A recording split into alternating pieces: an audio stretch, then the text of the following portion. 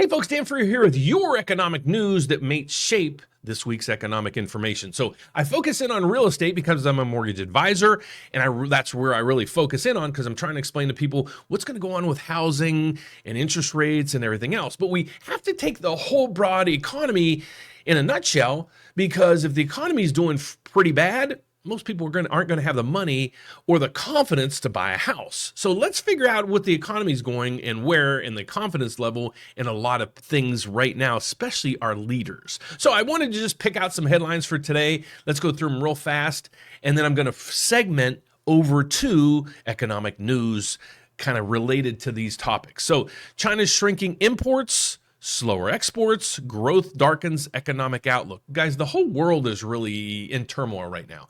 We saw the whole world shut down because of COVID, trying to open back up, but it's hard. We've never been in that situation where basically the world closed down, and now it's trying to open up, and there's a whole bunch of issues there and all over the world. So let's just move on to the next thing. Gallup polls in regards to Biden and the administration and the financial piece of this. Well, Biden's administration right now has a pretty dismal approval rating. You can see back in 2021, it was a positive. If you look at it now, and guys, I'm not here to bash the Biden administration, but I'm just telling you, going through the headlines. Here's his approval rating. It was at 50, where is this, plus something? It was 54, 55. Now what is it, 42? So I feel, as well as I think most of the economy or most of the country, he's doing a pretty lousy job, him his administration. Let me get my head out of the way here. Treasury Secretary Yellen calls CEOs and business leaders with warning on debt limits. Now, let me just tell you guys, this is in the mainstream media. They want, awe, and it's like shock and awe. So you'll click. But here's what's happening with the debt ceiling. The debt ceiling has been raised over 70 different times. We as a country, we cannot default on our debt. Basically, we're the world's currency. So you can't default on your debt if you're in that situation. So what are they going to do? They're going to jockey back and forth and back and forth and back and forth, use this as political ploys. It'll be used in all the political campaigns next year and everything else. It'll be solved. So relax and move on, folks, because this isn't going to be an issue. Then the next thing we see here is the Fed. Let's see, Fed survey. Banks are tightening up their lending standards after the hikes turmoil. Let me just give you a feedback, folks. I'm in the mortgage business. I've been in the mortgage business for 33 years. Things always change. But what has been happening in the mortgage industry lately in regards to tightening? Nothing. They've done nothing. There's been really no guideline changes for, like, do you need a higher credit score to qualify? No. Do you need more money down if you're looking to buy a house? No. Is a debt ratio, did they change the debt ratio structure in loans? No. So did they really tighten up? No. They are going to be tightened up on areas such as credit cards, commercial loans and commercial spaces. They're going to get whacked. And I've been predicting this since we basically said to everybody they can go ahead and work out of their homes during the pandemic, and now nobody wants to go back to the office. Think about how many office spaces are vacant right now. How many offices can't pay the rent because why pay it? Because they're vacant. So that's going to be huge turmoil. But when it comes to residential lending, nothing's really changed, folks. Yes, there has been guidelines and some rate changes that the Biden administration put in, but there's really been no guideline changes in restricting lending. So I want to get that clear. I would let you guys know if there were, but there is not. It's completely just false rumors out there that's expected. So that's the headlines that we're seeing right now. So let's get over to some of the information that you guys are going to see more important. The only thing that really changed, is I'm going to say here, is changes to mortgage guidelines, mortgage fee structure. That's it. And it's really minute, and people made a huge deal over that as well. So there's nothing really going on there. So let's really go in. Let's dive into the real estate sector for this week.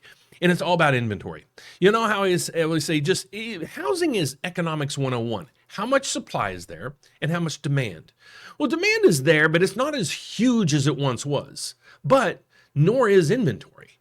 So we see a huge lack of inventory. This, folks, is the only thing that's going to keep home prices propped up. Now, why I didn't predict a crash, let me go into that piece of it. Where a lot of people failed is There's a foreclosure moratorium that was on for years, okay? I knew it was there, and I kept telling people, guys, you can't foreclose on anybody. Now, once that gets lifted and people go into the foreclosure process, banks learned their lesson back in 2008, 9, 10, and 11. They don't want your house. They lose when they take your house, and they lose big. So all these companies are trying to modify your loan. So if you're in trouble, if you have a mortgage, call your mortgage servicer. They're going to do everything and anything they can to keep you in their house. They're actually working with over 1 million homeowners right now that are struggling on their mortgage. Okay, it's going to even probably get a little bit worse when the recession hits. But again, the banks don't want to own your house or take your house, so they're going to do everything they can to work with you. So we're seeing that those houses, which are called existing homes, they're not coming to market as much as they were, okay? So now we're falling back on existing homes. Well, existing homes aren't selling it either. Why? Because everybody pretty much has an interest rate of 4 or below if they currently own a house. So basically, like you're in my situation, I'm at 2.5 or 2.625 on my rate. Even if I were to downsize, it doesn't make sense. So unless I'm completely moving somewhere that I have to move, I'm probably not going to sell my house. So now we got foreclosures and existing homes not in the market. So that takes up the last piece of the puzzle is new construction. Well, new constructions aren't picking up this piece of the market right now either. You're seeing right here. This is how many building permits there are. These are for single family homes. These are for multifamily. Look at the permits over here on single family homes. They're dismal. So now if we go and say, okay, we have 3 components of the industry right now. We have foreclosures that usually feed the inventory for housing. We have existing homes that feed the inventory for housing. And we have new construction feeding the inventory for housing. Well, if we have 2 of the 3 of those that are basically not there, we have very limited supply. So that is going to keep the prices of homes propped up, because even if house demand isn't huge, well, there's no inventory. So even if something pops up, there's going to be a buyer for it. And there's still to this day bidding wars. If you watch my channel or any channel that's really talking to realtors with boots on the ground, they're going to confirm, yes, we're still getting multiple offers day after day after day. So that's the truth on house prices. Now, what in the world's going on with mortgage rates? Well, this changed a little bit today, and I'm not quite sure. This is what the projections are. This is the Chicago Board of Trade. It's the Chicago's futures market, which you're seeing right through here. Okay. And this is what's telling us what the probability that the Federal Reserve is going to do at their next meeting. Well, let me give you some context. This represents right here what the federal funds rate is going to be. And right through here, the federal funds rate today is between 5 and 5.25. You're seeing that right in here. All right. So last week, the probability of it staying there was about 90%. It might have been 93%. Now it's down to 78% with a 21% probability that there might be a rate hike coming at the June meeting. I'm completely against that. I hope they do not do that, because I think once they let the dust settle, all these other numbers are going to fit in place. So can you see here that the federal funds rate is expected to be there in June and July? So they're expecting it really not to move. Okay, this is where we are right now. And the blue lines are what's expected to happen at that meeting. So this goes back and says on 9/20 of 2023, later this year, they're expected to reduce rates from 5 and 5.25 to 4.75 to 5, a 25% reduction in rate. Then the next meeting, another 25. Next meeting, another 25, and so forth. So rates are expected to come down. This is from the Chicago Mercantile Exchange. I'll show you that data right here to validate that information. So that's what's expected on the interest rate front. We go over to here, and the bond market tickers are telling me right here, 10-year treasuries are up. And then what you're seeing across here is mortgage-backed securities. These are the instruments, basically, these are the bonds trading on Wall Street that determine or create your mortgage rate. Okay, so what this is the price of a mortgage-backed security bond, and it's saying the price right now is down 0.06. Well, what in the world does that mean? All you need to know is this. If the price is down, that means rates are going up. There's a flip-flop. We call it an inverse relationship. This number goes up, rates come down.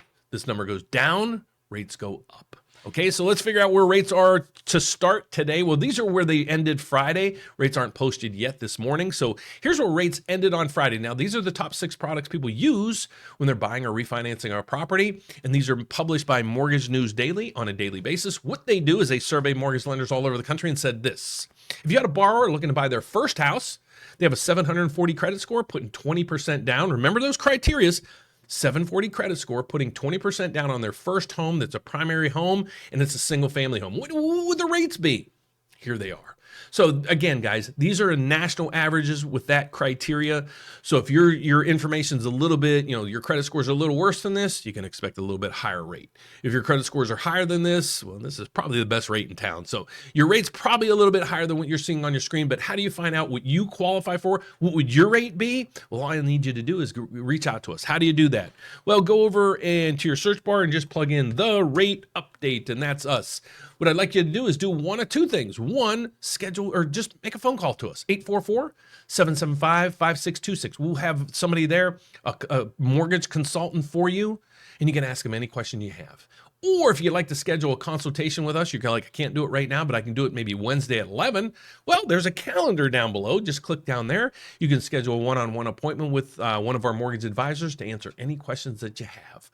So that's it for today, guys. Thanks so much for watching. I need you guys to support. If you like the videos, please don't forget to give me a thumbs up and subscribe down below. Take care, guys. Thanks for watching. See you tomorrow. Bye-bye.